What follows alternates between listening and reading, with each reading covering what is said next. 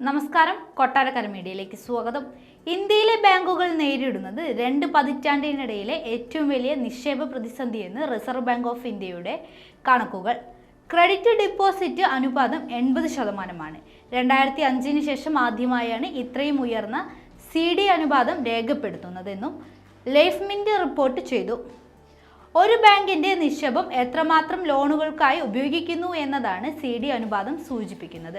കഴിഞ്ഞ സാമ്പത്തിക വർഷത്തിൽ ബാങ്കുകൾ നിക്ഷേപങ്ങൾക്കുള്ള പലിശ നിരക്കുകൾ വർദ്ധിപ്പിച്ചിരുന്നു. എന്നാൽ ഇതിനൊന്നും തന്നെ നിക്ഷേപകരെ ആകർഷിക്കാനില്ല എന്നതാണ് കണക്കുകൾ സൂചിപ്പിക്കുന്നത്. വലിയ ലാഭം കിട്ടുന്ന മേഖലകളിലാണ് ആളുകൾ നിക്ഷേപം നടത്താൻ താൽപ്പര്യപ്പെടുന്നത്. കുറച്ചു മാസങ്ങളായി ഓഹരി വിപണി സ്ഥിരതയുള്ള മുന്നേറ്റം കാഴ്ചവെച്ചതും ആ മേഖലയിലെ ആളുകൾ കൂടുതൽ നിക്ഷേപം നടത്തുന്നതിന് കാരണമായി. ഉയർന്ന സാമ്പത്തിക സാക്ഷരത നിക്ഷേപകരെ ബാങ്കിംഗ് മേഖലയിൽ മാത്രം നിക്ഷേപിക്കുന്നതിൽ നിന്നും പിന്നോട്ട് വലിക്കുകയും ഉയർന്ന റിട്ടേൺ കിട്ടുന്ന മറ്റ് നിക്ഷേപ മാർഗങ്ങൾ പരീക്ഷിക്കാൻ പ്രേരിപ്പിക്കുകയും ചെയ്തു. 2024 സാമ്പത്തിക വർഷത്തിൽ ബാങ്ക് വായ്പ വളർച്ച ഡെപ്പോസിറ്റ് വളർച്ചയെ മറികടന്നതായും ഡാറ്റ കാണിക്കുന്നു.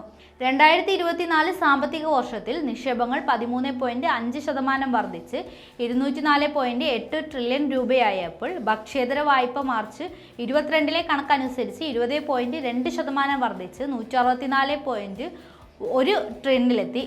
2023 സാമ്പത്തിക വർഷത്തിൽ നിക്ഷേപങ്ങൾ 9.6%, ക്രെഡിറ്റ് 15.4% വർദ്ധിച്ചതായി ലൈവ് മിന്റ് റിപ്പോർട്ട് ചെയ്തു.